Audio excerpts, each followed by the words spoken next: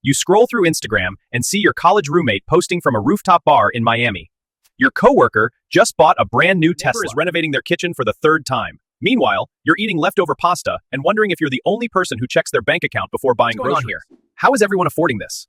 The answer is going to make you feel a lot better about your own finances, but it's also going to make you question everything you thought you knew about wealth. And the truth is, most of what you're seeing isn't real. Not in the way you think it is. Let me show you the actual numbers, and I promise by the end of this, you'll stop feeling behind. Any suburban neighborhood and you'll see it. 3,000 square feet homes with manicured lawns, luxury SUVs in the driveway, Ring doorbells, and solar panels on the roof. The visuals screaming success. Let me tell you what those houses actually represent. Financial quicksand. According to 2025 data from the Census Bureau and mortgage industry reports, the median home price in the United States is hovering around $400,000. Conventional mortgage with 20% down, that's an $80,000 down payment, which most people don't have. So they're putting down 3 to 5%, sometimes less. That means they're financing nearly the entire on a $400,000 mortgage at current rates, roughly 7%. And you're looking at a monthly payment of around 26 insurance and HOA fees where applicable, and that payment easily climbs to $3,000. Making a median full-time income of about $60,000 a year, that's $5,000 per month before taxes. $3,000 of that is going to housing. That's 60% of gross pay. The rule of thumb is that housing shouldn't exceed 30% of your gross income. People are blowing past that by 40 to 50%. They're not wealthy. They're house poor. Every dollar is spoken for before it hits their account. But the house is just the foundation of the illusion. Let's talk about what's parked in the driveway. Cars might be the single biggest lie detector in personal finance. A new car screams, "I've made it." 2025, the average new car payment in the United States is over $730 per month. For trucks and SUVs, which dominate American roads, it's often 2-month loans are now standard. People are stretching to 84 months. That's 7 years of payments on a depreciating asset. Let's say you're financing a $50,000 SUV, which is completely at 7% interest over 6 years. You're paying over $900 a month.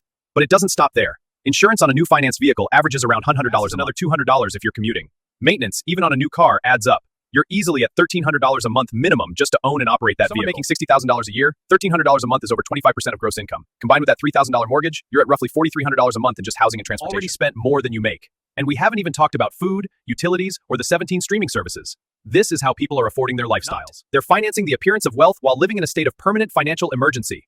Now, you might be thinking, okay, but surely some people actually have money. Don't people build wealth over time? Yes, but not nearly as much as you'd think. The Federal Reserve releases data on household wealth, and the numbers are staggering in how low they are. Under 35, the median net worth is around $39,000. That includes everything: home equity, retirement accounts, checking, and savings. Most people in this age group have essentially 35 to 44, median net worth climbs to about $135,000. That sounds better until you realize that for homeowners, the majority of that is tied up in home equity, which you can't spend unless you sell the house or take on worth. The actual cash or investments you could access is often a fraction of that number. Even in the 45 to 54 age range, median net worth is only around $247,000 in their peak earning years, and the median household still has less than $250,000 in total assets. The Instagram influencer lifestyle you're comparing yourself to is statistically built on leverage, another piece of the puzzle that nobody talks about. According to recent data, about 1/3 of adults aged 18 to 34 are living with their parents. Living at home eliminates rent, often eliminates groceries and utilities, and frees up an enormous amount of cash. $45,000 a year and living with your parents, you might have $2,500 a month, the luxury car payment, the weekend trips, the designer clothes. You look successful because you've eliminated your biggest expense. Meanwhile, the person making $70,000 and paying their own rent has less discretionary income than you do. This isn't a criticism. Multi-generational living is common in many cultures and makes financial sense, but it creates a distorted comparison. Someone's lifestyle and assuming they're earning way more than you, when in reality they're just spending way less on essentials. Then there's the invisible safety net. Do roughly 50% of parents with adult children provide them with some form of regular financial assistance? Talking about an occasional dinner. The average amount is nearly $1,500 per month. Rent assistance, car payments, insurance, groceries, part of subsidizing a significant portion of that lifestyle. You never know it. They're not going to post about it, but the gram shows the car, not the Venmo transfer from their parents' account. This creates what I call the invisible income effect, comparing your entire financial reality against someone else's curated financial facade. And that facade might be built on a foundation you can't see, or simply living in a way that prioritizes appearance over actual financial security. That shows up in the Instagram post of them at brunch. Let's talk about investing for a second, because that's another area where perception and reality have a massive gap. Walk into any corporate office and you'll hear people talking about their portfolios, their retirement accounts, how the market's doing. It creates this impression that everyone's investing, building wealth through compound interest. But according to recent data, only about 62% of US adults own any stock at all. That means 38% have zero exposure to the stock market. No retirement account, no brokerage, no index funds. And of the 62% who do invest, a large portion have relatively small amounts. The median retirement account balance for Americans in their 30s is under $50,000. Nothing. But it's also not the diversified portfolio and aggressive wealth building you'd assume based on how often people talk about it. What you're seeing is selection bias in action. Talk about investing are the people who invest. The people who don't have portfolios aren't broadcasting that fact. So you end up in environments where it feels like everyone's crushing it financially when statistically most people are barely keeping their heads above water. Higher earners, the data is not great. A study found that nearly 1 in 4 people earning over $100,000 per year still live paycheck to paycheck. How is that possible? Because income and wealth are not the same. You can have a 6-figure salary and still be broke if your expenses scale with your income. And for a lot of people, that's exactly what happens. Here's where it gets interesting. The psychological term for what we've been talking about is called social comparison theory. Humans are hardwired to evaluate their own success by comparing themselves to others. It's biology. The problem is that in the modern world, your comparison group has exploded. It used to be your neighbors, your coworkers, maybe your extended family. Now it's everyone on the internet. Comparing yourself to people in different tax brackets, different countries, different stages of life, and you have no context for their actual situation. You're playing a game where you don't know anyone else's score, but you assume they're all something called the reference group effect. If you hang out with people who spend a lot, you'll spend more. If your social circle includes people who lease luxury cars and take international trips twice a year, you'll start to feel like that's broke, even if you're objectively doing fine, because your frame of reference is skewed. This is why lifestyle creep is so dangerous. It's not just that you spend more as you earn more. It's that you start comparing yourself to a higher tier of spenders, which makes you feel like you're falling behind even as your income climbs. Let's be honest. Some people are genuinely doing well. There are people who earn high incomes, invest wisely, and build real wealth. But they're rarer than you think. According to IRS data, only about 9% of households earn over $200,000 per year. The ultra-wealthy you see online, the people with the Lamborghinis and the beach houses, they're statistical outliers. Comparing yourself to the top fraction of a percent and wondering why you can't keep up. It's like watching Olympic athletes and feeling bad that your comparison itself is fundamentally broken. Another factor we haven't touched yet, side hustles. According to a recent survey, about 45% of Americans have some form of side income. That could be freelancing, gig work, a small business, selling stuff online. A lot of that income goes unreported or underreported on social media. You see someone living a lifestyle that doesn't match their day job and you assume they're either in debt or secretly rich. Reality might be they're pulling in an extra $2,000 or $3,000 a month from something they barely mention. That's not deception, it's just privacy. But it warps your perception of what's timing. Someone might post about their new car in month 1, their vacation in month 3, and their home renovation in month 6. You see all of it condensed into your feed and think they're doing all of this simultaneously. They saved for the car for 2 years, used credit card points for the vacation, and the renovation was a small project they stretched over 6 months. You're seeing the highlights compressed into a timeline that makes it look like constant play a huge role here too. The average American has about $6,000 in credit card debt, but plenty of people carry way more than that. It's entirely possible to fund a lifestyle that looks affluent by running up balances you can't actually afford. From the outside, you'd never know. The vacation looks the same whether it was paid in cash or charged to a card at 22% interest. The appearance is identical. The financial reality is completely different. Here's what this all means for you. If you're sitting there feeling like you're failing because you're not keeping up with the people around you, there's a very high chance you're doing better than you think. If you're saving anything, if you're staying out of high interest debt, if you're investing even a small amount consistently, you're ahead of a massive portion of the population. The quiet financial wins don't get posted. Nobody's flexing about paying off their credit card or hitting a savings goal, but those are the things that actually matter. The lifestyle you're seeing around you is often a mixture of debt, help, timing, and selective presentation. Some of it's real. A lot of it isn't. And the only person whose financial situation you actually know is your own. So, what do you do with all of this information? You actually operate in a world where financial reality is hidden behind a carefully curated facade. First, you have to get comfortable with the fact that you'll never have complete information about anyone else's finances. That's actually liberating. You're not supposed to know. It's none of your business, and their situation is none of your business either.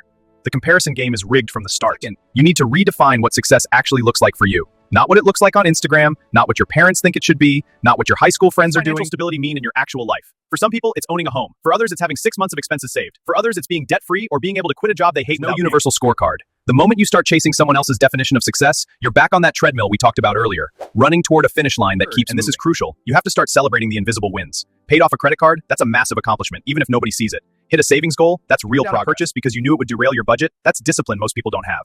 These moments don't get likes, they don't get comments, but they compound over time into actual financial security stuff. The new car, the vacation photos, those are often the opposite. They're visible markers of money leaving your account, not building up in it. Here's something that might sting a little, but needs to be said. If you're constantly stressed about money, but you're also spending to keep up appearances, you're choosing the stress. I'm not saying it's easy to opt out. Social pressure is real, but every dollar you spend trying to look successful is a dollar you're not spending on actually becoming successful. The irony is brutal. The people who look the wealthiest are often the ones running the tightest margins, and the people who are quietly building real wealth often look completely average. Let's talk about the math of opting out. Let's say you're making that median $60,000. You're renting a modest place for $1,500 a month instead of stretching for a $2,000 mortgage. You're driving a paid-off 10-year-old car instead of financing a new one for $700 a month. Right there, you freed up over $1,000 a month compared to someone trying to project success. For a year, that's $12,000. In 5 years, that's $60,000 plus investment returns. If you're putting it to work, that's a down payment. That's a career change fund. That's freedom. It requires being okay with looking less successful than you could appear to be.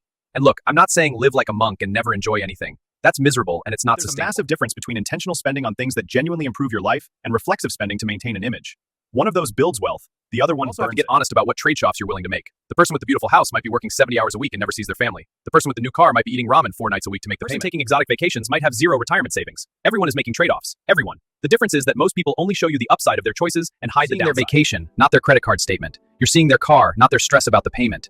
You're seeing their house, not the fact that they can't afford to furnish half the rooms. If you're getting family help, own it. There's no shame in it. Multi-generational wealth transfer is how most people build financial stability. Shame comes from pretending you did it all yourself when you didn't. If your parents help with the down payment, that's a gift, and it's a huge advantage. It doesn't make you less capable. It just means you pretend that help doesn't exist. You distort everyone else's perception of what's achievable, and you contribute to the exact problem we've been talking about. Here's the bottom line. The financial lives you're seeing around you are mostly illusions. Some of it's debt, some of it's help, some of it's selective presentation, and some of it's real. Even the real stuff comes with trade-offs you're not seeing. The median American is not living large. The median American is scraping by, making trade-offs, and trying to project stability even when they don't saving anything, if you're investing anything, if you're staying out of high-interest debt, you're doing better than a huge portion of the population. You're just not posting about it. And that security is quiet. It doesn't announce itself. It doesn't need validation. And it just accumulates in the background while everyone else is performing. Stop measuring your progress against someone else's highlight reel. Measure it against where you were a year ago. Are you better off now than you were then? That's the only comparison that matters. On their own timeline with their own advantages, their own help, their own debt, and their own stress. You'll never have the full picture. So stop trying to compete with a mirage. It's simple. Spend less than you earn. Invest the difference. Avoid debt. Repeat.